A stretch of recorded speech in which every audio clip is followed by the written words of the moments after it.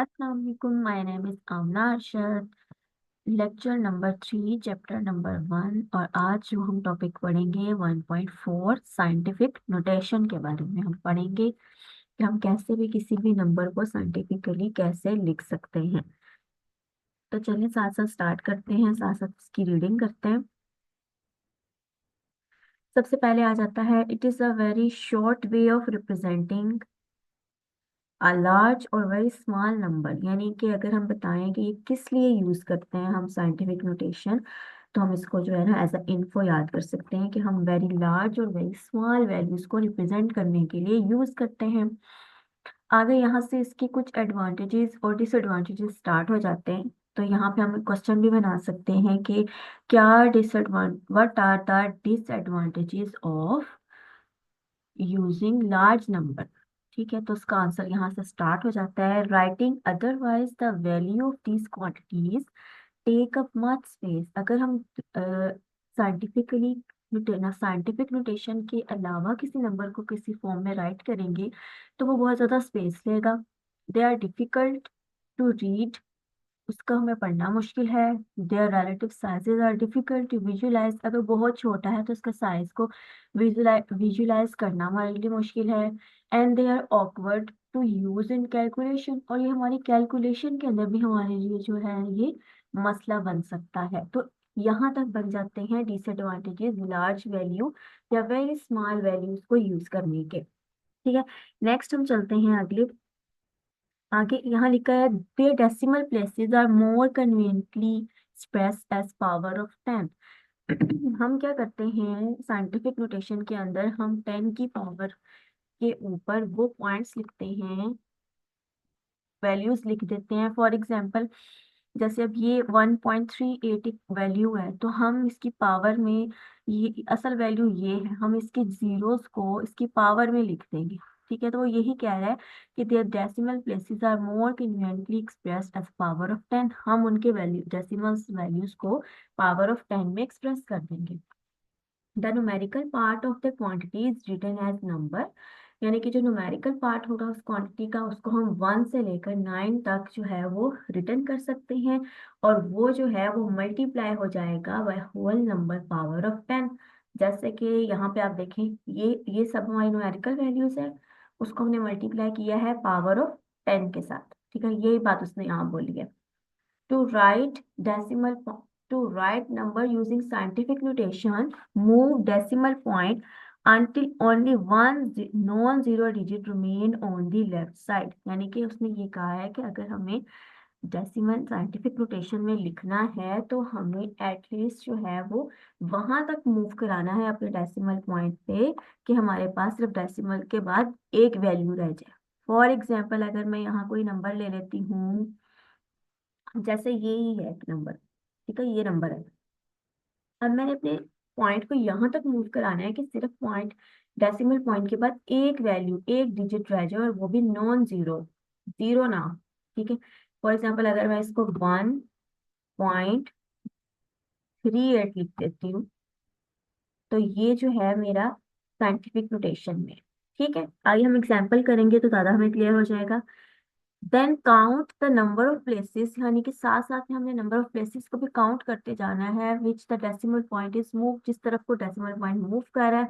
And use their number as the power, और जितनी बार हमने वहां जितनी दफा हम मूव करेंगे अपनी डेसिमल पॉइंट को नेक्स्ट मूव करेंगे, उतनी ही पावर वो 10 की बन जाएगी, या हम एक्सपोनेंट ऑफ 10 बोल देंगे।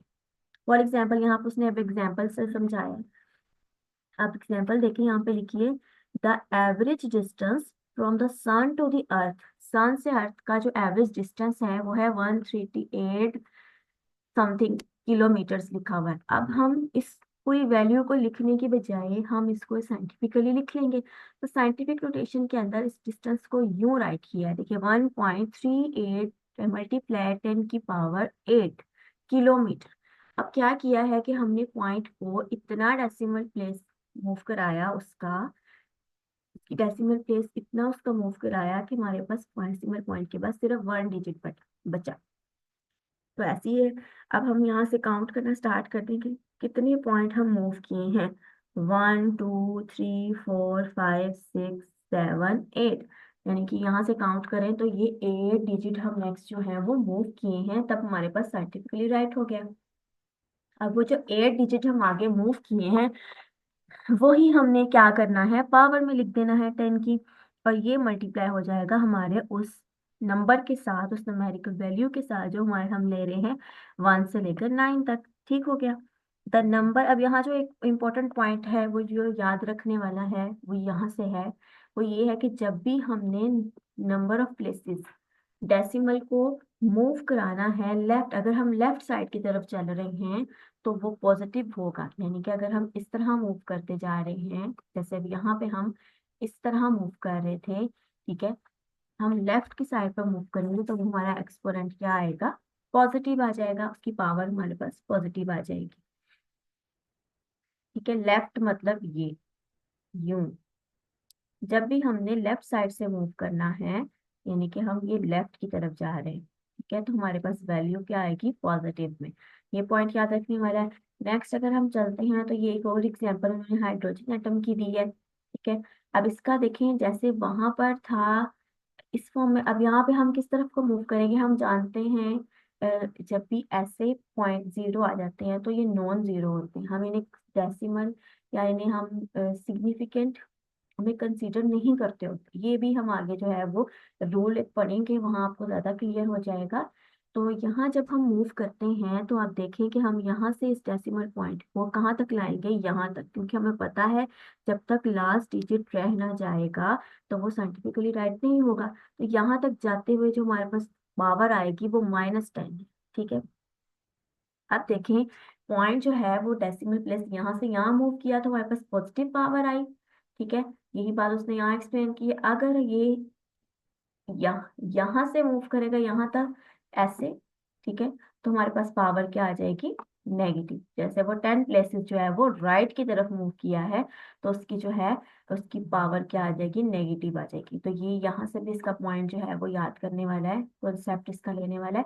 The number of places move by the decimal, कि जितने नंबर ऑफ प्लेसेस हम डेसिमल पॉइंट से मूव कराएंगे टू द राइट साइड पर तो वो नेगेटिव शो करेगा। ठीक है, तो यहाँ तक आपको समझ आ जाएगा। साइड पे हमारे पास यहाँ पे कुछ टेबल्स, उन्हें हम देख लेते हैं क्या लिखा है। जैसे प्रीफिक्सेस का टेबल हमने यहाँ देखा था, ऐसे ही जो है हम नेक्स्ट टेबल देखेंगे। यहाँ पे उसने कहा कि अगर एक 1000 जो है वो उस केजी है, वो किस चीज के इक्वल होता है, अगर 100 केजी है या 10 क्विंटल है या 1000 केजी है, तो ये सब चीजें जो है वो किस चीज के इक्वल है, 1 क्विंटल के। ठीक है, और अगर यही 1000 केजी की बात करें या 10 क्विंटल की बात करें तो ये 1 टन के इक्वल होता है। ठीक है, इसको भी हमें जो है वो एमसीक्यूज के तौर पर याद करना है। नेक्स्ट हम चलते हैं टेबल 1.6 की तरफ। तो यहाँ देखें कि 1 मीटर और 1 सेंटीमीटर के दरमियान जो डिस्टेंस होता है ना वो 100 का होता है। ठीक है, यानी कि ये सेंटीमीटर इससे 100 गुना जो है वो मीटर से छोटा है। ठीक है, यानी कि इनके दरमियान में जो वैल्यू का डिस्टेंस आता है वो 100 का होता है। ठीक है, ऐसे इस सेंटीमीटर और इसके दरमियान जो डिस्टेंस होता है वो होता है 10 का। ठीक है, और इस तरह अगर हम कहें कि 1 मीटर के अंदर कितने सेंटीमीटर हैं, तो 100 सेंटीमीटर होते हैं 1 मीटर के अंदर। और अगर इस 1 सेंटीमीटर की बात करें तो उसके अंदर 10 मिलीमीटर्स होते हैं। और अगर एक इस 10 मिलीमीटर्स की बात करें, ठीक है, तो अगर हम यहाँ से मिली की वैल्यू लगा दें, ठीक है, मिली पॉजिटिव में होता है, तो वो 1 किलोमीटर के इक्वल होता है। तो हमने ये भी जो है ना एज इट इज जो है उसको याद कर लेना है। नेक्स्ट अगर हम एक देखें, कोई क्विज लिखा हुआ है उसकी तरफ चलते हैं। उन्होंने पूछा है कि 100 मीटर इज इक्वल टू, कि 100 मीटर जो है वो किस चीज के इक्वल होता है।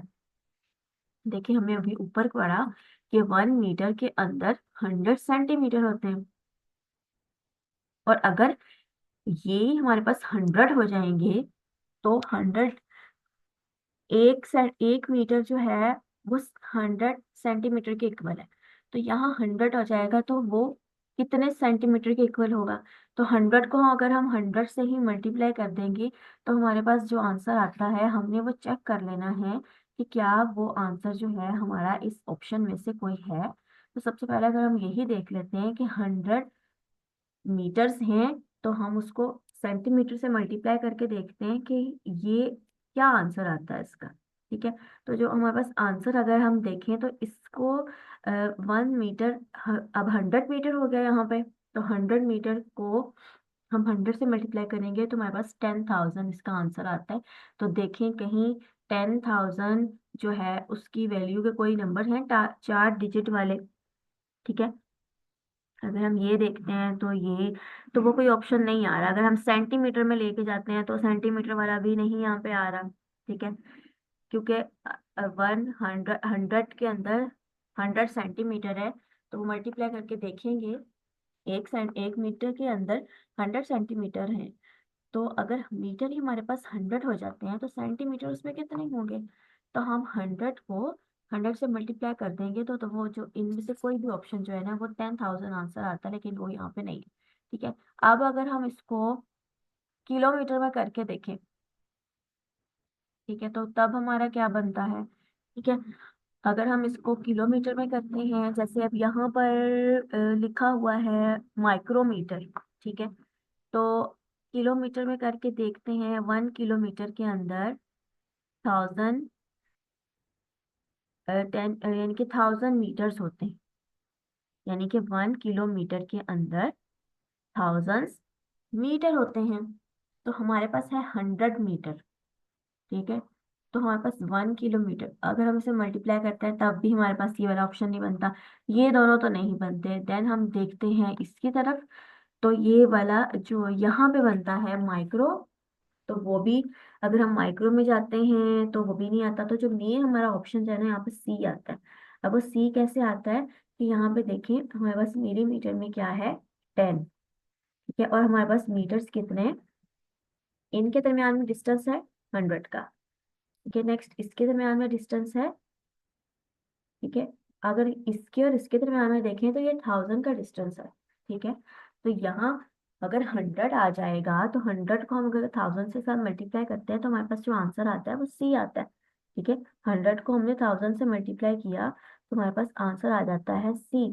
ठीक है, तो हमारे पास ये ऑप्शन बनता है। ठीक है, ये वाला, यहाँ से हमने देखना है 1 मीटर किस आगे कन्वर्ट होते होते देखा जाए तो 1000 मीटर्स, मिलीमीटर्स की तरफ चला जाता है, तो हम इसको इस चीज के इक्वल कर देंगे। ठीक है, इस तरह ये क्विक क्विज हो जाएगा। नेक्स्ट हम चलते हैं डू यू नो में, यहाँ पे लिखा है kilogram is the only base unit that has a prefix.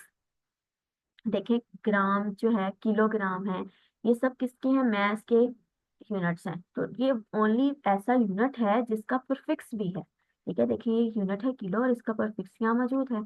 Kilo किसका है, मैथ्स का। मैथ्स को हम मेजर कर रहे हैं किलोग्राम से, मिलीग्राम में या केजी में, तो ये उसके यूनिट्स हैं। और देखिए किलो की वैल्यू है, और कोई ऐसा यूनिट जैसे मीटर है तो मीटर यहाँ पे तो नहीं ना किसी भी प्रीफिक्सेस में ऐड। ठीक है, तो ये वाहद एक एमसीक्यूज के तौर पर कर सकते हैं कि किलोग्राम वाहद बेस यूनिट है जिसकी कोई इसका प्रीफिक्स है। नेक्स्ट चलते हैं हम यहाँ पे, ये जब हम न्यूमेरिकल करेंगे तब हम एग्जाम्पल कर लेंगे, तो हम इन्फॉर्मेशन की तरफ चलते हैं। द नेगेटिव एक्सपोनेंट, कि जो 10 की पावर में हमारे पास नेगेटिव आती है वैल्यू लेस देन 1, वो 1 से छोटी वैल्यूज, जिनकी जो भी नेगेटिव होगी वो सब वैल्यूज जो है वो 1 से स्मॉल होंगी। फॉर एग्जाम्पल 1 10 की पावर -2, तो ये 1 से छोटा है, इसे हम नेगेटिव जो भी वैल्यू होगी चाहे वो 10 हो -11 हो तो वो 1 से स्मॉलर ही होगा। नेक्स्ट हम चलते हैं express the following into scientific notation. अब हमने क्या करना है, इसको साइंटिफिक नोटेशन के अंदर कन्वर्ट कर देना है। तो देखिए इसका आंसर क्या आता है अगर हम इसको कन्वर्ट करते हैं। आप सबसे फर्स्ट देखें, यहाँ पे है 0.00534। अब हमें पता है कि ये इन दोनों, हमने ना एक रूल पे पढ़ा है, आपने मैथ में भी किया होगा, कि अगर इस साइंटिफिकली राइट करने का तरीका ये होता है कि पॉइंट यहाँ हो, जहाँ मैंने अभी भी मार्क किया, तो यहाँ होना जरूरी है पॉइंट का। तो अगर हम जितने डिजिट यहाँ मूव करेंगे वो पावर ऑफ 10 हो जाएगा। फॉर एग्जाम्पल ये पॉइंट 1 2 3 डिजिट मूव किया है तो हम इसको लिख सकेंगे 0, हम लिखेंगे 5.3 10 की पावर -3 मीटर्स। नेक्स्ट हम बी में चलते हैं। अब बी के अंदर देखें, अभी हम इसको साइंटिफिक राइट करने के लिए हमें पॉइंट यहाँ तक लेके आना है। ठीक है, अब यहाँ पे हम राइट की तरफ मूव किए तो हमारे पास पावर नेगेटिव आएगी, यहाँ हम लेफ्ट की तरफ मूव करेंगे तो पावर पॉजिटिव आएगी। 1 2 3 डिजिट हम नेक्स्ट मूव करते हैं तो टाइम पावर में हम +3 यानी कि 3 लिख देंगे और पॉइंट जो है वो यहाँ आ जाएगा। नेक्स्ट 0.45 मीटर्स की तरफ जाते हैं, इसके अंदर भी हमें यहाँ से डिजिट को राइट की तरफ मूव करना है 1, तो पावर भी हमारे पास क्या आ जाएगी, -1। अगर हम डी पार्ट की तरफ चलते हैं तो यहाँ देखिए ये 1 2 डिजिट यहाँ मूव करता है। ठीक है, जैसे 1 2 और 3, क्योंकि हमें पता है साइंटिफिकली राइट करने का तरीका क्या है, यहाँ आएगा पॉइंट, तो हम यहाँ पॉइंट लेके आएंगे तो 3 पावर में हमारे पास माइनस में आएगा, क्योंकि हम राइट साइड पर मूव कर रहे हैं। यहाँ पे अब देखें कि हमने किस तरफ को मूव करना है, हमें पॉइंट यहाँ चाहिए। ठीक है, तो हम यहाँ से मूव करेंगे। ठीक है, यहाँ से हम मूव करते हैं लेफ्ट साइड की तरफ, तो हमारे पास 1 2 3 4 5 डिजिट आ जाएगा और उसे हम 1.86 लिखकर इन जीरोस को भी साथ लिख सकते हैं, नहीं भी लिख सकते हैं, और पावर हम इसके ऊपर क्या दे देंगे, 5। नेक्स्ट साथ में सेकेंड यूनिट ऐसे ही आ जाएगा। अगली इंफॉर्मेशन की तरफ चलें। Addition and subtraction of number is only possible if they have the same exponent. If they do not have the same exponent, make them equal by displacement of the position to the decimal. अब हमने examples जब होगी तब भी हम करेंगे, थोड़ा बहुत मैं आप बता देती हूँ। जैसे अब यहाँ पे ऐड हो रही है, इस वैल्यू को हम इस वैल्यू में ऐड कर, ठीक है, तो ऐड करने के लिए हमारी पावर का होना सेम होना बहुत जरूरी है। यही बात उसने यहाँ बोली है कि सेम होना बहुत जरूरी है। उसको सेम करने के लिए हम क्या करेंगे, डिस्प्लेसमेंट करेंगे पोजीशन ऑफ डेसिमल पॉइंट। इसकी इनकी पावर को सेम करने के लिए हम इनकी डेसिमल पॉइंट की पोजीशन चेंज कर देंगे। जैसे यहाँ पे 3 पॉइंट था, हम यहाँ 3.32 के बाद पॉइंट लगा देंगे। इससे ये पावर एक कम हो जाएगी, क्योंकि हम यहाँ से इस नंबर को बड़ा कर रहे हैं। तो जैसे जब भी हम यहाँ से नंबर को बड़ा करते हैं तो यहाँ पावर कम हो जाती है, अगर हम यहाँ से नंबर को छोटा करते हैं तो यहाँ पावर ज्यादा हो जाती है। तो यहाँ से हमने पावर नंबर बड़ा किया तो ये पावर अभी कम। अब देखिए ये दोनों पावर सेम होगी, अब हम ऐड भी कर सकते हैं, सब्ट्रैक्ट भी कर सकते हैं। ठीक है, लेकिन एक बात याद रखनी है, जब हम मल्टीप्लाई में चले जाते हैं या डिवीजन में चले जाते हैं तो वहां पर हमें पावर्स जो हैं वो ऐड करना जरूरी नहीं होते, वो सिंपल ऐसे हम उनको मल्टीप्लाई कर देते हैं और पावर्स को हम प्लस कर देते हैं। नेक्स्ट अगर हम इंफॉर्मेशन की तरफ चलें, ये बहुत इंपॉर्टेंट इंफॉर्मेशन है कि हमें राइट कैसे करना है यूनिट्स को, परफिक्सेस को, सिंबल्स को। तो ये सबसे फर्स्ट पर है, each unit is represented by a symbol not an abbreviation. Her unit को हमने सिंबल के साथ रिप्रेजेंट करना है, इसकी शॉर्ट फॉर्म नहीं बना लेनी। जैसे SI है, हमने S.I को नहीं बना लेना। फॉर सेकंड के लिए हमने सेकंड को S से लिखना है, SEC नहीं लिख देना। अम्पेयर को हम A लिखेंगे, AMP नहीं लिखेंगे। ग्राम को हम G लिखेंगे, GM नहीं लिखेंगे। हमने उनकी एब्रीवेशन नहीं बनानी, हमने जस्ट उनको उनका सिंबल यूज करना है। नेक्स्ट पॉइंट की तरफ चलते हैं। Symbol do not take plural form. For example 10 milli newtons, 100 newtons या 5 kg या 60 सेकेंड्स, हमें उसकी प्लूरल फॉर्म नहीं लेनी होती, हमें सिंगुलर फॉर्म में ही यूज करना होता है इसको। ठीक है, नेक्स्ट चलते हैं। Full name of unit does not begin. किसी भी यूनिट को लिखने के लिए हमें उसका फुल फॉर्म लिखनी है तो वो कभी भी कैपिटल लेटर से स्टार्ट नहीं करना। जैसे मीटर है, ये एग्जैक्ट ठीक लिखा है, सेकंड भी ठीक है, न्यूटन भी ठीक है, सवाए सेल्सियस यानी ये टेम्परेचर का यूनिट है जिसे हम केल्विन कहते हैं, ऐसे ही इसका सब यूनिट है एक सेल्सियस। तो इसके सिवा बाकी सब जो है हमने स्मॉल लेटर्स में ही लिखने हैं। नेक्स्ट हम चलते हैं। Symbol appear in the lower case. इसी तरह जब हम उन्हें फुल फॉर्म में स्मॉल लेटर्स में लिख रहे हैं, लोअर केस में लिख रहे हैं, तो हमें उसके सिंबल भी जो है वो क्या करने हैं, लोअर केस में लिखने हैं। जैसे सेकंड के लिए हम S यूज करेंगे, तो ऐसे ही हम न्यूटन के लिए N यूज करेंगे, लेकिन यहाँ मीटर के लिए हम M यूज करेंगे। ठीक है, सवाए हम क्या है लीटर के, कि लीटर जो है उसका सिंबल हमने कैपिटल L ही यूज करना। ठीक है, नेक्स्ट हम चलते हैं पॉइंट की तरफ। Symbols name after scientist have initial letter capital. For example जैसे न्यूटन है, ये फोर्स का यूनिट है और ये साइंटिस्ट के नेम के ऊपर है, तो इसलिए हम क्या करेंगे, इसे कैपिटल रखेंगे। ऐसे केल्विन है, ये भी साइंटिस्ट के नेम के ऊपर है, इसे भी हम कैपिटल रखेंगे। पास्कल है, ये भी साइंटिस्ट के नेम पर है, इसे भी हम कैपिटल में रखेंगे। नेक्स्ट चलते हैं, प्रीफिक्सेस को कैसे राइट करना है। Prefixes is written before and close to SI unit. हमें प्रीफिक्सेस को हमेशा क्लोज रखना है और बिल्कुल पहले रखना है यूनिट से। फॉर एग्जांपल मीटर सेकंड हमारा यूनिट है और मीटर क्या है, मिली सेकेंड्स है ये। ठीक है, तो मिली सेकेंड में मिली हमारे पास प्रीफिक्स है और सेकंड हमारे पास यूनिट है, तो हमें क्लोज है इनके दरम्यान में स्पेस हमने नहीं देनी। ठीक है, ऐसे मिली मीटर है, मिली और मीटर यूनिट है, ऐसे मिली न्यूटन है। ठीक है, हम इन्हें ऐसे नहीं लिख सकते मिली सेकेंड, हम इन्हें स्पेस दे दें या इसके दौरान स्पेस दे दें, तो इनके अंदर स्पेस हमें देनी नहीं है जब हमने प्रीफिक्स के साथ यूनिट लिखना है। नेक्स्ट है, यूनिट को अगर हमने लिखना है यूनिट के साथ तो हमने उसके अंदर स्पेस देनी है। For example unit written one space, newton metre, newton second. जब दो यूनिट्स लिख रहे होंगे तो दो यूनिट्स के दरमियान हमारी स्पेस होना जरूरी है। जब हम प्रीफिक्स और यूनिट लिख रहे होंगे तो उनके दरमियान में स्पेस हमारी हम नहीं लिख सकते।